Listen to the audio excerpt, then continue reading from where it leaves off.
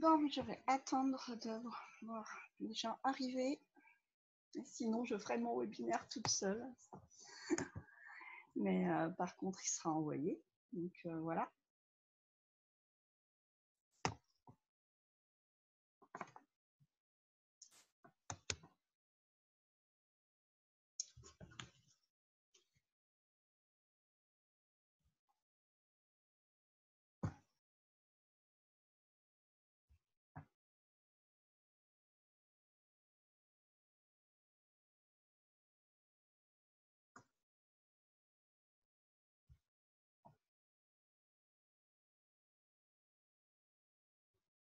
Bah, je vais commencer, tant pis, il sera enregistré. Et puis s'il y a des personnes qui viennent pendant la réunion, bah, ce sera top. Donc, je suis Nathalie Battier, je suis experte auprès des entrepreneuses débutantes. Donc, quand je dis débutantes, qui débutent vraiment dans leur activité, qui veulent communiquer avec authenticité autour de leurs valeurs et de leur personnalité, parce que c'est vraiment très, très important pour moi, ces valeurs, voilà, de créer une communication qui vous ressemble auprès de leur communauté. Je propose différents accompagnements, des défis Facebook et aussi un atelier en local que j'ai appelé Pause Entrepreneuse qui se déroule dans l'Allier à Vichy et prochainement à Clermont-Ferrand aussi. Et c'est accessible à 10 entrepreneuses sur la gestion de la page Facebook. Donc, comme je le disais, l'authenticité dans la communication digitale, c'est pour moi primordial pour toucher sa clientèle cible, donc celle vraiment qui nous convient. Et c'est ce que j'aime aussi inculquer à mes clientes et c'est vraiment ce que je leur martèle tout le temps. Alors, pourquoi choisir ce thème de sortir de sa zone de confort pour ce webinaire ? Donc en fait, j'aime bien traiter des thèmes que je vis. Pourquoi ? Parce qu'en fait, c'est ceux sur lesquels je peux le mieux former, sur lesquels je me sens le plus légitime. Et sortir de sa zone de confort, c'est quelque chose que je vis en fait quotidiennement. Lorsqu'on est entrepreneuse, pour grandir, pour évoluer et donner encore plus à ses clients, en fait, il est nécessaire de sortir de sa zone de confort. Et je me suis aperçue que les jeunes entrepreneuses, alors en fait, jeune entrepreneuse, c'est pas jeune dans le sens de l'âge. Par exemple, moi, quand j'ai démarré vers l'âge de 45 ans, j'étais en fait une jeune entrepreneuse parce que je débutais. Donc, ça, on peut être jeune entrepreneuse à 50 ans, puisqu'il y a des personnes qui ont 50 ans et qui commencent déjà à créer leur activité. Donc, elles avaient du mal à sortir de cette fameuse zone de confort pour leur communication digitale. Alors, dans ce webinaire, en fait, je vais vous expliquer les avantages de sortir de sa zone de confort et l'expérience que j'ai vécue. Je vous apporterai une solution que j'ai pensée pour vous, vraiment pour vous. Alors, pourquoi déjà sortir de sa zone de confort ? En fait, la zone de confort, c'est la zone où vous vous sentez bien, les actions qui ne posent pas de problème et que vous connaissez par cœur. C'est vraiment, vraiment ça. C'est vraiment les actions où voilà, on les fait automatiquement, il n'y a pas de souci. Par exemple, pour celles qui sont avancées dans leur communication digitale, ça va être de poster des citations, des photos prises d'une banque d'images gratuite comme Pixabay, Pixi ou Fotolia, des articles qu'elles auront écrits pour leur blog. Donc pour d'autres encore en pleine réflexion, ça va être de créer leur ligne éditoriale et en fait de tâtonner, voir ce qui fonctionne le mieux avec leur cible. Mais un jour, il faut bien passer à la vitesse supérieure. Donc, c'est-à-dire sortir de votre cercle proche. Alors en fait, ce que j'appelle le cercle proche, ce sont les personnes qui ça peut être vraiment vos amis, votre famille, si elle est dans votre cible. Ça va être des contacts que vous avez créés, par exemple des contacts que vous avez connus par rapport à la BGE, enfin ce genre de choses.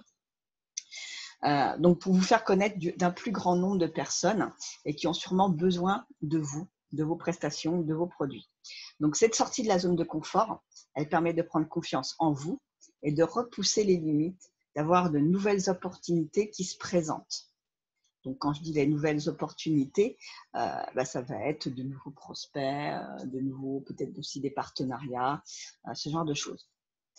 Alors, comment sortir alors, je regardais déjà s'il y a… Non, il n'y a toujours pas de participants. Mais… Alors, comment sortir de cette zone de confort? Alors, il faut dans un premier temps favoriser un état d'esprit positif et une belle énergie. Donc en fait, il ne faut jamais être négatif, il faut toujours voir le verre à moitié plein plutôt qu'à moitié vide. Il faut bannir toute action négative. Je ne veux pas voir sur les pages Facebook de oh là là, en ce moment, ça ne va pas du tout, j'arrive pas à vendre tel produit ou cette prestation-là, elle est bof. Non, il ne faut pas du tout d'action négative. Pour votre communication digitale, on peut… Alors, si vous faites partie de groupes d'entrepreneuses où il y a vraiment de l'entraide, où vous vous sentez bien, où c'est vraiment le cocon fermé, ou alors peut-être il n'y a pas non plus votre clientèle cible, là vous allez pouvoir dire vos difficultés. Mais voilà, pas dans les fils d'actualité que tout le monde peut voir, pas sur votre compte Instagram, pas sur le compte LinkedIn. Donc, il faut oser vous montrer votre visage, parce que voilà, c'est plus humain, plus sympa. Repensez votre communication visuelle autour de votre incarnation. Et bien sûr, mesurer au fur et à mesure du temps votre avancée. Donc, mesurer, ça va être par les statistiques, par exemple. Et par aussi peut-être votre chiffre d'affaires qui va augmenter. Alors, mes suggestions. Vous lancez des défis. Donc, se lancer des défis, ça va être de se dire, aujourd'hui, je vais poster une photo de moi. Voilà, pour votre communication, avec un texte sympa, peut-être qui vous présente. Ou ça peut être de se dire, tiens, pendant cet événement, je vais, pendant ce salon foire, je vais me prendre aussi en photo sur le salon. C'est penser à votre manière de communiquer et faire l'inverse. Ouais, en fait, je suis assez radicale. Donc, en fait, ça va être de vous dire, tiens, je vais, vous diriez, voilà, je vais communiquer sur cette prestation là-dessus, un truc complètement basique avec avec le lien de votre site. Et par contre, communiquer différemment, ça va être, par exemple, de prendre une photo de vous en situation. Voilà. Impliquez-vous dans des projets créatifs qui forcent à penser différemment. Donc, un projet créatif, par exemple, ça va être de participer à un blog collaboratif. Ça va être de participer à une conférence, faire une conférence, ça peut être ça. Changez votre manière de vous habiller. Ah oui, pourquoi, à votre avis, est-ce qu'il faut revoir peut-être sa manière de s'habiller et de se coiffer? Ça, on le verra dans mon expérience personnelle. Faire étape par étape, proposer sa trame de vidéo ou de live à un contact que vous connaissez bien, avec qui voilà, vous avez l'habitude de discuter, qui est plutôt sympa. Voilà, vous savez qu'il n'aura pas de jugement négatif, mais une critique plutôt constructive. Donc, lui demander ce qu'elle en pense. Et donc, j'en reviens par rapport au lancement de défis, c'est démarrer d'abord avec des photos de vous avant de proposer des vidéos sur votre page ou des lives. Alors, on va venir à mon expérience. Donc, en fait, je suis rentrée dans l'entrepreneuriat de différentes manières. Donc, en fait, j'ai commencé en étant dans une coopérative d'activité et d'emploi. Donc, une coopérative d'activité et d'emploi, on est en fait entrepreneuse salariée et on touche en fait de notre CA, elle nous verse un salaire. Donc, en fait, on est très cocooné, il y a beaucoup d'entraide et il y a une grande équipe qui nous aide. Donc là, ça a été par rapport à de la communication digitale. Ensuite, voilà, je ne me suis pas sentie super bien. J'ai décidé aussi de monter une boutique, de devenir bouquiniste web, c'est-à-dire qu'en fait, de vendre des livres sur Internet. Exclusivement sur Internet, je ne voulais pas aller sur les marchés, ce genre de choses. Donc ça a été aussi une expérience assez enrichissante. Je me suis bien éclatée quand même là-dedans, parce qu'en plus, j'adore les livres. Mais bon, à un moment, il a fallu que j'arrête parce que, voilà, auto-entrepreneuse et vendre des livres, c'était pas super compatible avec, déjà, avec la poste, c'était pas top par rapport aux frais d'envoi, ce qui revenait de plus en plus cher. Et puis aussi, faire l'achat-revente. Bon, toujours un peu compliqué en étant entrepreneuse. Et donc, en fait, ensuite, ça a été de monter cette entreprise d'accompagnement à la communication digitale. Donc, en fait, ça a été vraiment ça, de devenir entrepreneuse, de ces 3 manières-là, de sortir de ma zone de confort et de ne plus aussi, après, parce que j'ai été aussi salariée, de ne plus avoir un salaire qui tombe tous les mois. Hein, on sait que voilà, on taffe 35 heures par semaine, on va avoir notre salaire qui tombe et aussi les avantages qui vont avec. Donc, les avantages, c'est la sécurité sociale, c'est les congés payés.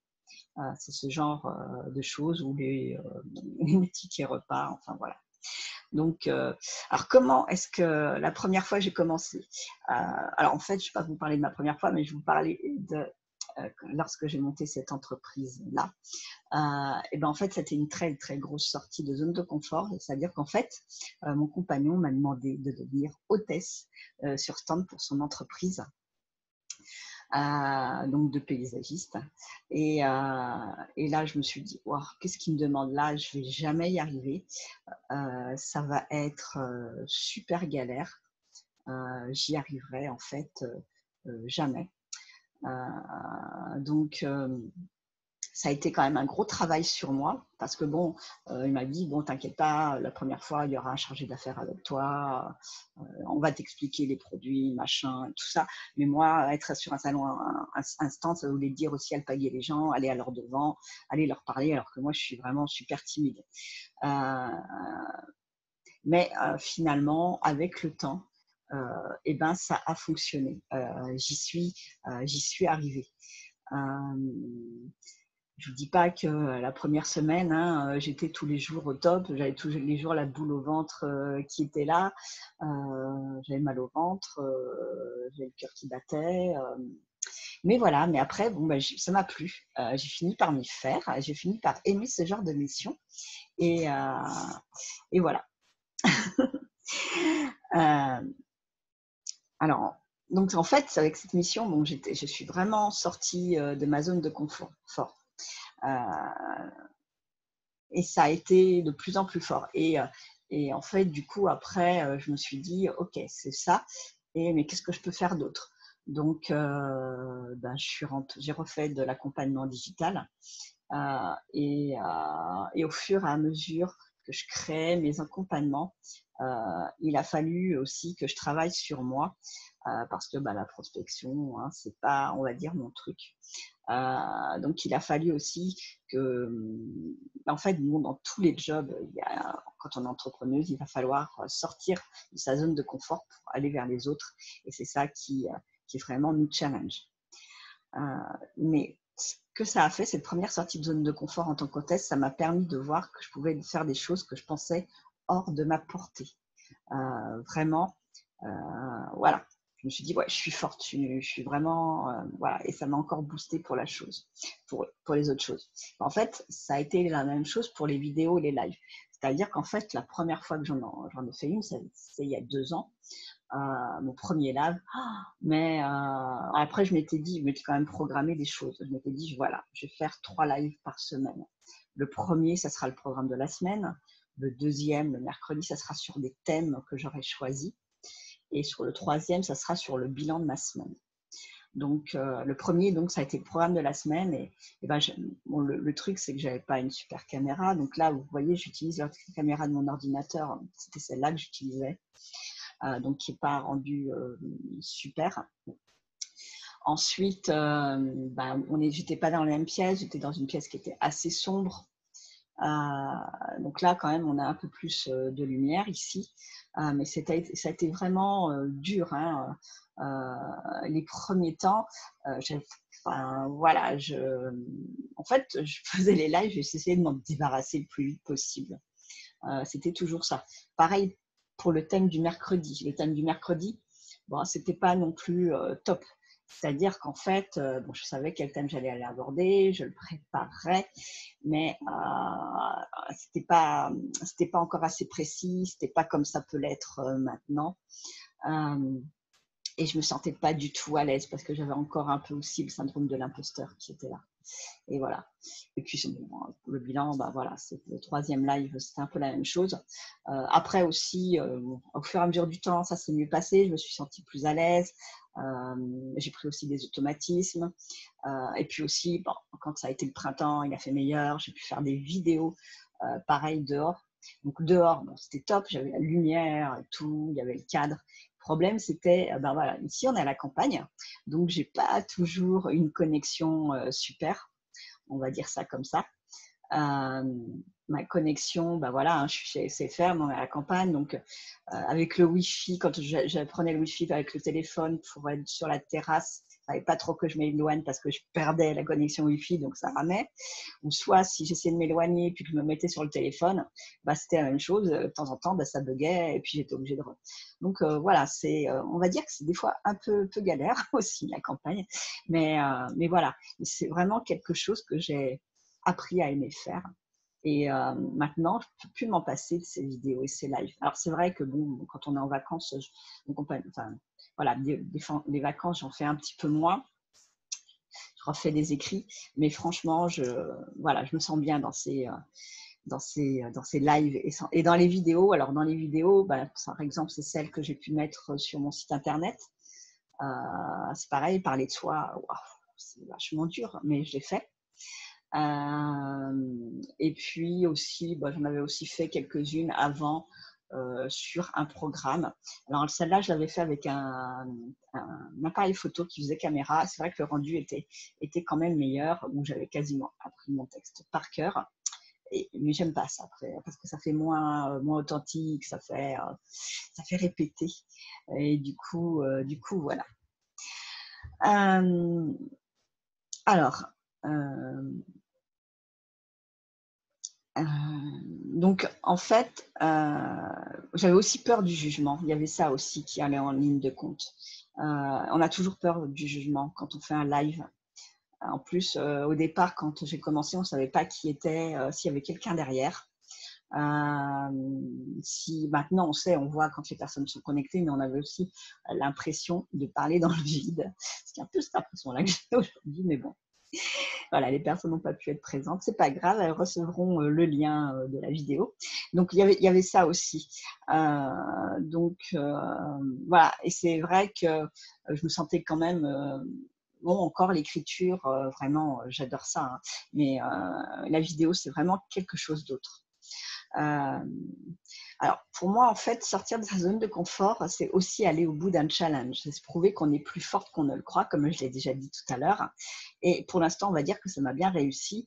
Je suis beaucoup plus visible sur les réseaux sociaux. En fait, il faut aussi savoir qu'avec Facebook, l'algorithme de Facebook, il préfère les vidéos téléchargées, il préfère les lives et il préfère les photos. Donc, voilà. C'est pour ça aussi que je dis qu'il faut s'y mettre. J'ai des nouvelles clientes grâce à ça. J'ai eu aussi des nouveaux contacts très intéressants pour peut-être de futurs partenariats. Et j'ai aussi débuté en fait une nouvelle activité de VDI.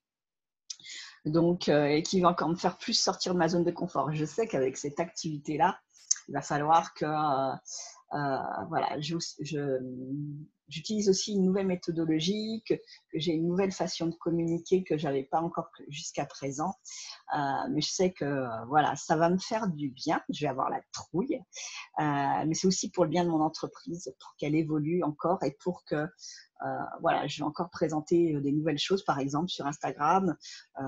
Il faut faire évoluer encore cette communication sur Instagram. Et pour ça, puisque Instagram, de toute façon, c'est un réseau visuel, je vais utiliser la vidéo.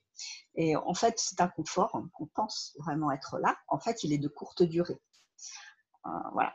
Donc, en fait, comment je me suis sortie aussi de cette zone de confort pour ma communication digitale? Parce que j'ai beaucoup parlé par rapport à l'entreprise, mais par rapport à ma communication digitale. Alors, en fait, je vais vous parler déjà de mon ancienne zone de confort dans ma communication digitale. Ce que j'aimais publier avant.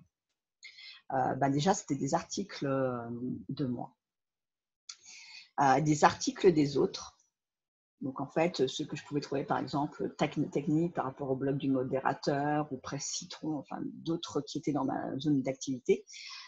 Prendre des photos de banques d'images pour illustrer certaines publications, et aussi de me cacher des mots qui n'étaient pas les miens. C'est-à-dire qu'en fait, ma communication était plus corporate que ce qu'elle peut être actuellement. Et j'avais ce problème-là. Je ne me sentais pas non plus en accord avec ça. Donc moi, en fait, je la trouvais bien, cette ligne éditoriale, hein, parce qu'en fait, elle parlait d'infos, comment dire, elle donnait vraiment des informations importantes, ou que je pensais importantes, moi, pour mes fans, pour les aider. Et en fait, ça n'impactait pas. Pourtant, voilà. Donc, à part mes articles impactaient, mais tout ce que je faisais en autre n'impactait pas. Donc en fait, ça touchait pas ma cible. Et puis du coup, les stats, à part, je vous dis, pour les articles, pour certaines publications, où de temps en temps, quand même, j'osais une photo. Voilà. Oui, là, ça impactait, mais pas assez en fait. Donc, qu'est-ce que j'ai fait? En fait, je suis allée voir ce que faisaient mes concurrentes. Je mets concurrentes entre guillemets. En fait, pas tant que ça des concurrentes, et surtout les Canadiennes, alors qui ont toujours un temps d'avance sur nous. Moi, si j'ai aussi un conseil à vous donner, allez voir ce que font les Canadiennes dans votre domaine d'activité, dans leur communication digitale, et peut-être aussi sur leurs prestations. Ça vous donnera des idées. Donc, j'ai commencé à regarder leurs vidéos. Et ça m'a parlé. Je me suis sentie alignée par leur manière de communiquer, et j'ai décidé de revoir en fait complètement ma ligne éditoriale par rapport à ça, et de faire des lives. Donc, il faut que l'humain doit être soit au cœur de votre communication, si vous êtes prestataire de service par exemple. Surtout pour celles qui travaillent avec l'humain. Donc, quand je dis avec l'humain, ce sont par exemple celles qui font du développement personnel, du yoga, des massages, les psys, des coachs. Vraiment celles qui sont avec, entre guillemets, l'esprit. Aussi pour celles aussi qui sont dans le développement d'entreprise, parce que donc par exemple les développeuses web, la communication digitale, les graphistes, les avocats, j'en ai dans mon cercle, des experts comptables, parce que là vous allez, par des lives ou des vidéos, vous allez montrer votre expertise. Et c'est vraiment une manière très intéressante de montrer votre expertise, parce que en faisant des vidéos ou des lives, ils peuvent vous poser des questions directes, vous pouvez avoir un contact comme ça, puis leur dire ok, je ne peux peut-être pas vous répondre à cette question tout de suite, mais on peut en discuter en MP, voilà. Et comme ça, de fil en aiguille, vous créez un lien, et peut-être que ce lien pourra engager sur une prestation. Donc en fait, il faut être vraiment être très proche de sa communauté, voilà. Mais aussi, je pense aux artisanes et aux commerçantes. La vidéo, alors peut-être pas le live, et encore, mais la vidéo peut être très intéressante pour, par exemple, montrer comment vous créez tel produit. Ça peut aussi intéresser votre communauté. J'ai vu moi des graphistes qui faisaient des vidéos en accéléré de comment, quand elles faisaient leurs dessins. Et c'est vachement bien, et c'est vraiment très intéressant.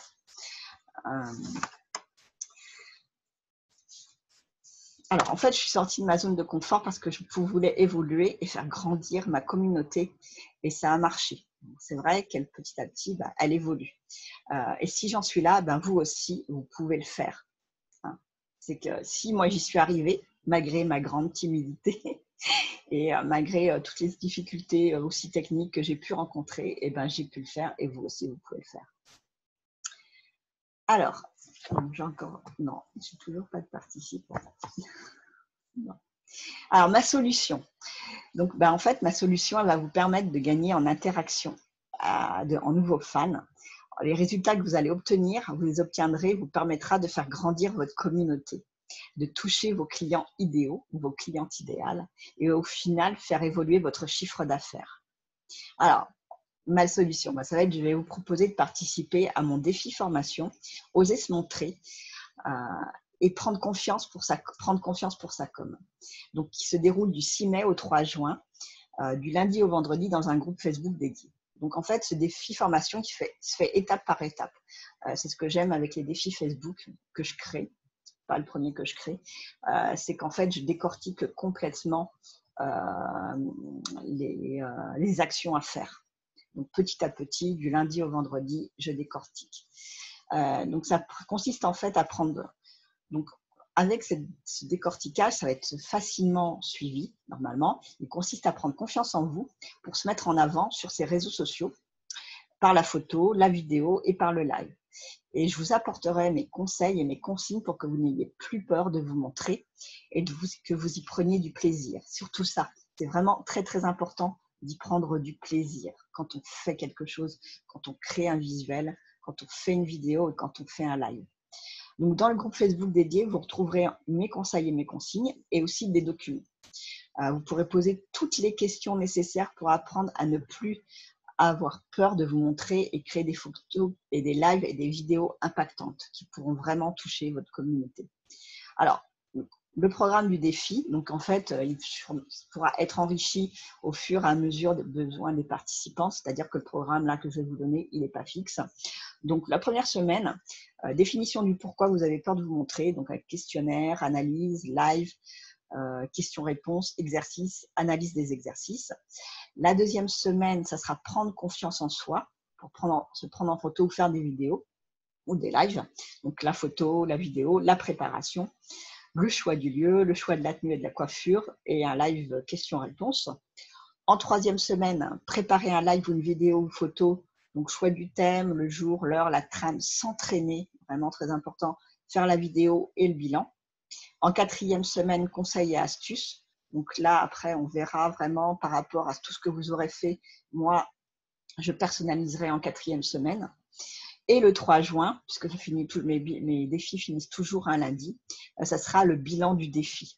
Vous me ferez le bilan, c'est-à-dire qu'est-ce que vous avez aimé, qu'est-ce que vous n'avez pas aimé, qu'est-ce que ça vous a apporté, est-ce que vous le conseillez ou pas à d'autres, en espérant que vous le conseillerez. Vraiment, voilà. Et puis moi aussi, je ferai, alors je ne le fais pas sur les autres défis, mais là, je ferai aussi le bilan, moi, de ce défi et voilà ce que j'ai pensé de tous ces 4 semaines.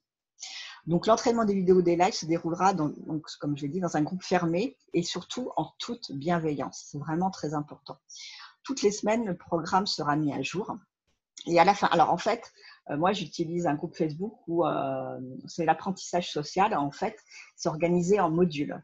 C'est-à-dire que si voilà, vous avez raté un jour, de toute façon, vous verrez sur la gauche, dans les onglets, vous verrez les modules et ça sera classé par semaine.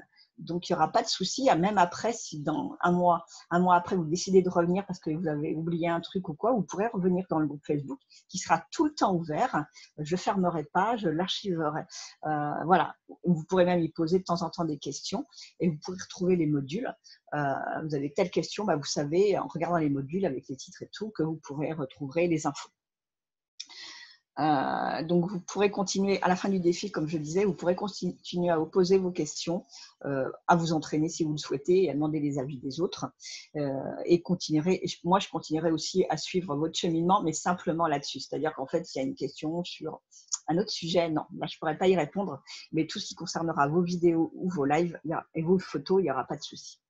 Bon, si vous n'arrivez pas à suivre le défi, en fait, chacune va à son rythme. Et il ne faut pas se dire, ouais, il faut absolument que je le fasse et tout, je vais rater un truc. Non, non.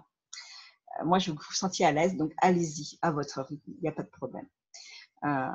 Donc, oui, vous pourrez aussi après le continuer après le 3 juin. C'est-à-dire que si par exemple, vous avez par exemple 3 jours où vous devez être avec votre famille et ça tombe la dernière semaine, c'est pas grave, vous continuez la semaine d'après, vous reviendrez dessus et moi, je serai là. Donc, ce défi formation, Oser se montrer, c'est le premier que j'organise. En fait, voilà, vous serez, si vous acceptez d'y participer, vous serez les premières participantes. Donc, en fait, je vais vous partager l'avis d'une autre de mes clientes, d'une cliente d'un de mes accompagnements, parce qu'en fait, cet accompagnement, c'est pas qu'il ressemble à ce défi, mais il y avait des choses vraiment dont je vais me servir. Et en fait, c'était par rapport à un accompagnement assez complet. Il y avait aussi l'apprentissage de la page Facebook et notamment par rapport aux vidéos et aux lives. Donc, l'avis client. Alors, merci Nathalie pour cet accompagnement. Ta présence, tes conseils, tes connaissances et compétences, tout cela a dédramatisé ce que représentait pour moi la communication web. Merci aussi pour ton peps, dynamisme. Tu as toujours été positive avec un enthousiasme communicatif. Ce fut très instructif et un vrai plaisir de travailler avec toi. Donc Géraldine de Burgeorges a été accompagnante de mon accompagnement kit de départ et qui, elle, est coach pour les adolescents, pour tout ce qui est coaching scolaire. En fait. Alors, donc en fait, le tarif de défi formation, il est de 47 €, donc à régler par PayPal. Voilà, vous allez retrouver le lien de ce paiement PayPal dans l'événement du défi formation. Et là, en fait, l'accès, comme je l'ai dit, sera à vie. C'est-à-dire que vous allez payer 47 €, mais vous pourrez utiliser le groupe autant que vous voulez. Et le lien du groupe Facebook dédié vous sera donné, bien sûr, après le paiement PayPal pour pouvoir y accéder. Voilà. Alors, si partager ce webinaire sur la page Facebook et peut-être aussi en article sur mon blog. Si vous avez des questions, vous pourrez les poser en commentaire et moi j'y répondrai très vite. Voilà. Je vais vous souhaiter une très belle journée. Au revoir.